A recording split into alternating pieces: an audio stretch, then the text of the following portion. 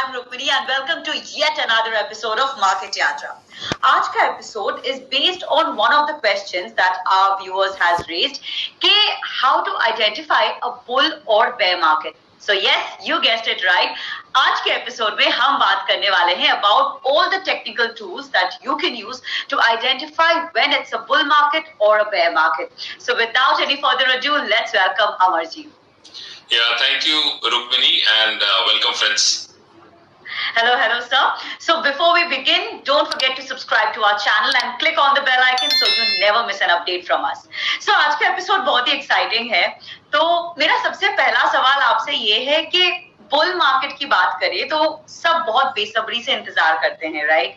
But how do you exactly know when there is really a bull market? Yeah, that's a very important question. और ये समझने के लिए कि bull market है कि नहीं, उसके कुछ टूल्स हैं. जैसे for example there is one tool called advance decline ratio, उसके बारे में मैं बात करूंगा. फिर एक दूसरा टूल है जिसे कहते हैं ऑल टाइम हाइज. कितने स्टॉक्स हैं which are hitting all time highs. तो जब वो नंबर बढ़ता है इसका मतलब है कि मार्केट में मोमेंटम एक अलग किस्म की है. इसके अलावा what is the percentage of stocks which are trading above the 200-day moving average. तो 200-day moving average के ऊपर कितने stocks trade कर रहे हैं, that is another important tool. इसके अलावा आप FII, DII डेटा को देख सकते हैं. मंथली और क्वार्टरली चार्ट्स हैं, उनको एनालाइज कर सकते हैं.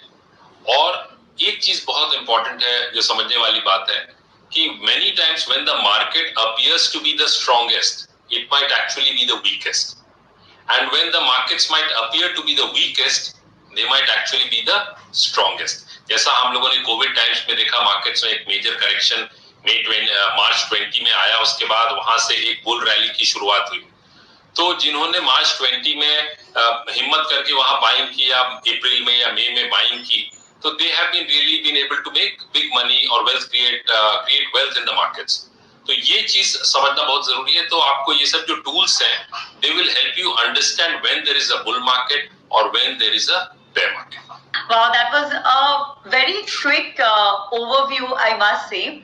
But to break it down further, अगर आप हमें बताएं 2 या 3 main key indicators that one should consider during their analysis. जरूर. तो सबसे पहले जो है मैं वो एडवांस डिक्लाइन रेशियो के बारे में बात करूंगा. ये रेशियो आपको ये बताता है कि कितने स्टॉक्स हैं वो during the day they have advance, मतलब जो पॉजिटिव में जिनकी क्लोजिंग हुई है, और कितने स्टॉक्स हैं जिनकी क्लोजिंग नेगेटिव में हुई है. तो जब आप इसे एक रेशियो की तरह आप बनाते हैं, तो total number of advances for the day divided by total number of declines for the day, so you get a ratio. तो ये रेशियो यदि 1 से ज्यादा रहता है और बढ़ते जाता है, मतलब advances are more than the declines and that continues, that means कि it is a broad based rally and it shows कि that the momentum of the rally is there and this is more of a sign of a strong bull market.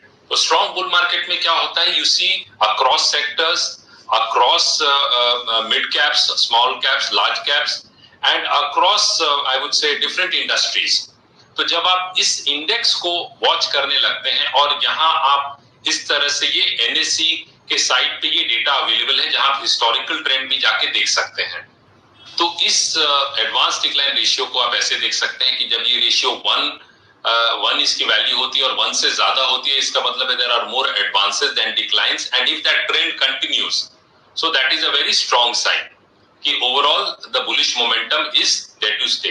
But जब आप देख रहे हैं कि advance decline ratio अब 1 से ऊपर जाके वो घटने लगता है and it is coming down, sloping down, और अब वो 1 के नीचे जाने लगता है, इसका मतलब है now the declines are more than the advances. So that clearly shows कि मार्केट इज टॉपिंग आउट. तो ये एक स्ट्रॉन्ग बुल मार्केट का एक आपको डेफिनेशन है, और आप इसे काफी अच्छे से देख सकते हैं NSE के वेबसाइट पे, जहां ये डेटा अवेलेबल है. तो you can have a look at that. And it is very useful for understanding the long-term trend or where the trend is becoming stronger. I must say that was very helpful. So Amar ji, ये advance decline ratio के अलावा भी कुछ और metric है जो हमें देखना चाहिए to gain a better understanding? या मेट्रिक्स तो कुछ और हैं, तो उसमें जो सेकंड काफी इंपॉर्टेंट मेट्रिक है वो है how what is the percentage of stocks which are trading above the 200-day moving average. ये काफी इंपॉर्टेंट एक रेशियो है।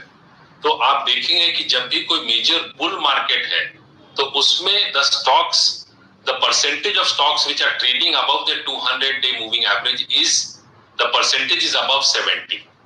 So that clearly shows कि that is a very broad based rally and that the bull market is there to stay. ठीक इसके opposite यदि only 30% of the stocks are above the 200-day and rest are below the 200-day, so that clearly shows कि it is now in a bear market. तो आप bull market में ये समझिए कि 70% ऑफ द स्टॉक्स जो हैं of the total stocks which are traded on the exchange की मैं बात कर रहा हूं अक्रॉस सारी यूनिवर्स, जब 70% जो स्टॉक्स हैं when they are trading above the 200-day moving average, that is a clear sign of a very strong bull market. और जब वो परसेंटेज घटने लगता है और वो धीरे धीरे घट रहा है, then you have to be slightly cautious. But as long as it is above 70, above 60, 65 also, that clearly shows, but above 70 is a very strong bull market sign. So ये एक इंडिकेटर है। इसकी वैल्यू जो है percentage वाला, ये data आपको जरा रिसर्च करना पड़ेगा कहां से आप देख सकते हैं, but it is a very useful tool which can really help you understand and get a broader sense of the market. So like I understand that this is a very useful indicator, but आपने साथ में ये भी कहा कि it's a little difficult to find, right? तो कोई और ऐसे इंडिकेटर है जो हम कंसिडर कर सकते हैं? हाँ, एक और इंडिकेटर है जिसे देखना चाहिए, वो है FII डेटा, कि जो FIIs हैं वो क्या कर रहे हैं, what is that, because you have to understand कि the FIIs are foreign institutional investors. तो वो जब इंडिया में मनी पंप कर रहे हैं, is the money flowing into the market or is the money moving out of the market by the FIIs? यदि बाहर से पैसा आ रहा है और वो एक अच्छे क्वांटिटी में आ रहा है, billions of dollars worth of money is flowing into the stock market, that clearly shows कि the foreign institutional investors are betting on the Indian economy and the Indian stock market. तो इसीलिए जब आप FII data को देखते हैं तो उसे कभी भी आप जब भी किसी भी डेटा को एनालाइज करते हैं तो never look at it from a snapshot perspective, उसे आप एक ट्रेंड पर्सपेक्टिव से देखिए कि वो ट्रेंड कैसा चला आ रहा है। यदि एक महीने बढ़ा और नेक्स्ट महीने घटा तो वो बहुत ज्यादा उसकी सिग्निफिकेंस नहीं होगी।